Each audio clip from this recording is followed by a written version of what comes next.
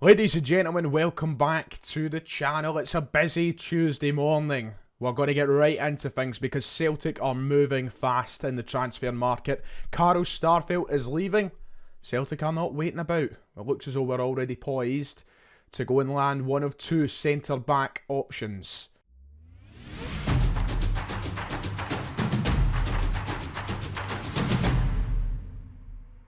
Like and subscribe if you haven't already, it would be much appreciated. It's absolutely free. Down below the video, we're nearly at 40,000, so if you haven't, that would be greatly appreciated. Thank you all so much for the support.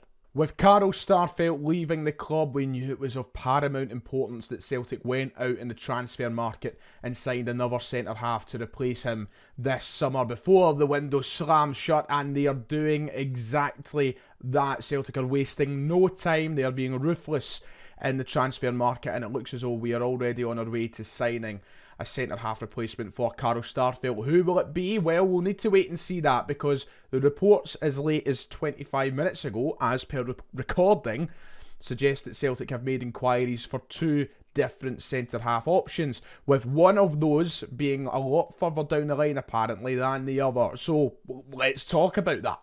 A Swede for a Swede. Just because Carl Starfelt's leaving does not mean that Celtic are giving up on the Swedish connection here within the current Celtic squad, because reportedly Celtic have bid around £3 million for Elfsborg centre-back Gustav Lagerbielke. Apparently, that is the rumour coming out from Sweden. An outlet, the Expressen, has suggested that Celtic have made an offer in the region of £3 million for the centre-half, a Swedish international, only 23 years of age. He looks like he could be the potential Carl Starfelt replacement. Here's a quick update on the situation, however. Anthony Joseph posted this about half an hour ago, 25 to 12 to be precise. He said that Celtic have made inquiries for two centre-backs as they look to replace Carl Starfelt. It's understood inquiries have been made for Elfsborg's Gustav Lagerbielke and Volendam's Xavier Bujamba. Reports in Sweden suggest Celtic are further down the line with Lagerbielke. So that's the latest. Of course, we've spoke a lot about Xavier Bujamba on this channel, as recent as yesterday, in fact. But we don't really know too much about the man Lagerbielke, so we're going to talk a little more about him today. But it's nice to see that Celtic are moving quickly on this front. It obviously comes, so soon after I made that video yesterday saying that we need a centre-half.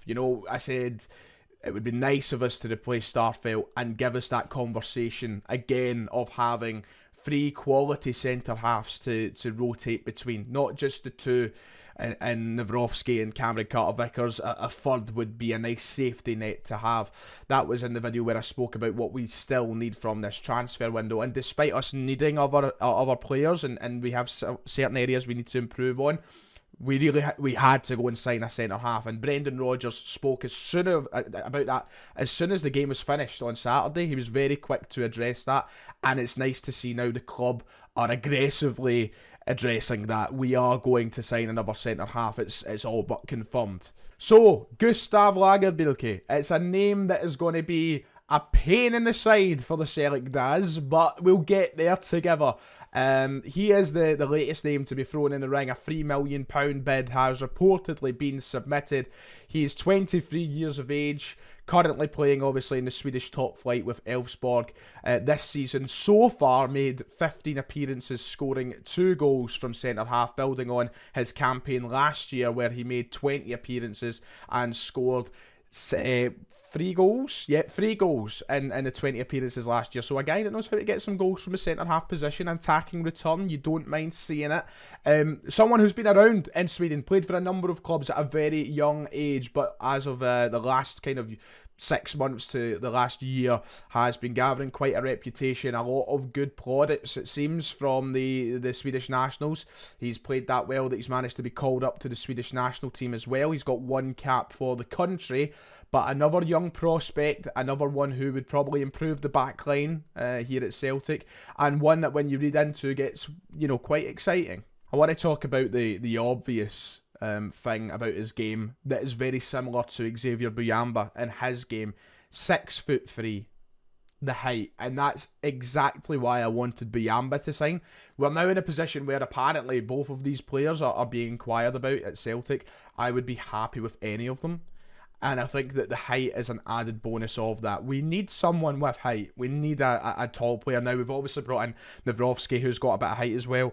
But another one, absolutely 6'3". He knows how to get headed goals, apparently, as you can see with the 2 goals he's already got this season inside 15 games. That's the kind of defender I want, someone who can clear those set pieces with ease, someone who towers above attackers. It gives you an automatic advantage when it comes to defending, and it's obviously more important when it comes to Europe, because you think of the quality that's in the box. That's a very big bonus. So that alone is already like a go-get-'em for me. Let's talk a bit about the player and his style and his traits and his positives and his negatives. Let's talk all about it, because that's the point in these videos. I would like to give a quick shout out to this account on Twitter, Olive Footy, who has put together a very impressive thread about Gustav Lagerbielke. It shows you a lot about him, and it tells you a lot about his game, and it makes it very easy to read as well, and it makes it very easy for me to bring it across to you. So shout out to Olive Footy, make sure and check out his thread. But he's put a thread together talking about his game. Let's just say this: he's very similar to Carl Starfelt, very similar in the sense that he's a right-footed centre-half who's been deployed mostly as a left centre-half. He's been playing on that other side, and according to the thread, he has been one of the best defenders in the Swedish top flight this season, and that's been backed up by a lot of opinion that I've seen coming out of Elfsborg supporters and Swedish football fans from this rumour. It seems to be one of the overwhelming responses that he's one of the best in the league, if not the best in the league, and now Celtic are trying to make that happen. So it's nice to see that we're targeting players who are the best in their craft in the respective divisions. Confident with the ball at his feet. It's the first thing that we look for in a centre-half nowadays, isn't it? It's one of those ones that is a must-have. You don't sign a centre-half unless they're comfortable with the ball at their feet. Of course, the most important part of their game is the defensive actions. You know, their tackling, their marking, all those things are most important, but you really need someone who can play out the ball from the back. And this is someone who's very confident with it. Now, there was a statistic that I seen that was slightly more worrying in terms of passing accuracy. It wasn't the greatest, but it's because he's very ambitious in his passing. And I think that's something that, should he come to Celtic, will probably be trained out his game. I don't think that Brendan Rodgers will want him spraying balls over the park, because if you look at any of the highlight packages that have been put together of this guy, if you look at anything on Twitter, on YouTube, compilations of what he does, he loves a long ball. He loves diagonal balls, and he's pretty good at it. Of course, they are ambitious though, which brings your passing accuracy down, because sometimes it might not reach a player or it might be intercepted, but he loves it and he's very comfortable doing it. However, with Brendan Rodgers' style, we're not usually used to seeing balls sprayed long up the park. We don't play Sam Allardyce style football, so I think that one of the things that will be trained into his game is to maybe not do that as often and try and pass the ball shorter, but he's confident and he's comfortable, and that's what you need. This is the tweet in the thread that I wanted to highlight the most. He's press resistant. Errors and stress aren't part of his vocabulary. He always had a plan, whether it be tackling the opponent or making him drift wide. He thinks a step ahead.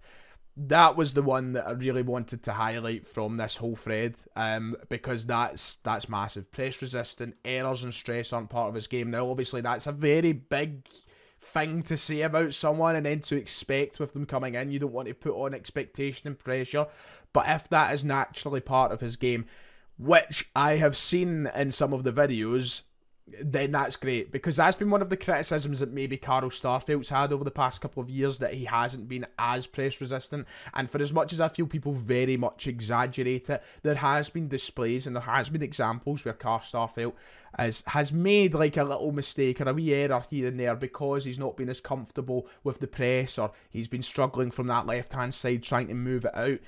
It's happened on a couple of occasions.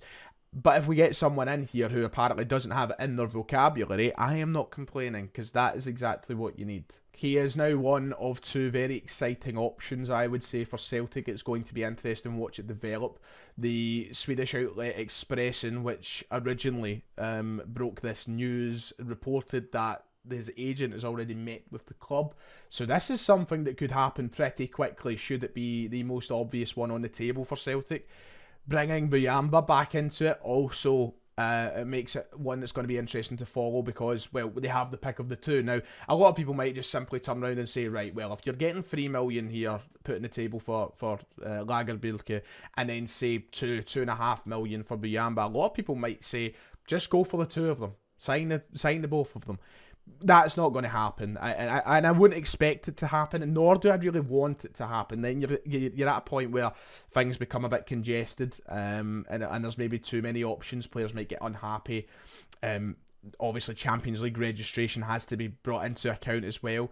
Listen, if we have to pick one of the two, I really hope that the club do their due diligence in picking the right one of the two. But there's no need to bring in both of them. We've got Cammy Carter-Vickers, we've got Mike Nawrowski. We'll now have one of these two guys. And then we've obviously got a couple of depth options to fall back on as well.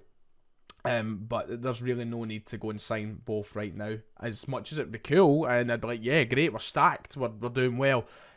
I just think that would come with more problems than anything. But yeah, the bid is in, reportedly. And we could see Carl Starfelt's replacement very, very soon. Anyway, that does it for today. Make sure that you like and subscribe. That would be much appreciated. We'll be following each and every step of these transfer developments until the official confirmation. So stay with me and we'll keep you updated. But I'm glad that Celtic have moved fast. That's one of the main things, one of the main takeaways from this. Celtic moving quick to replace Carl Starfelt. And once that's done, it's time to move quick on other areas. We've got to do it. The window shuts in 3 weeks. Let's get it done, Celtic. Yes. Right, like and subscribe. I'll see you all next time.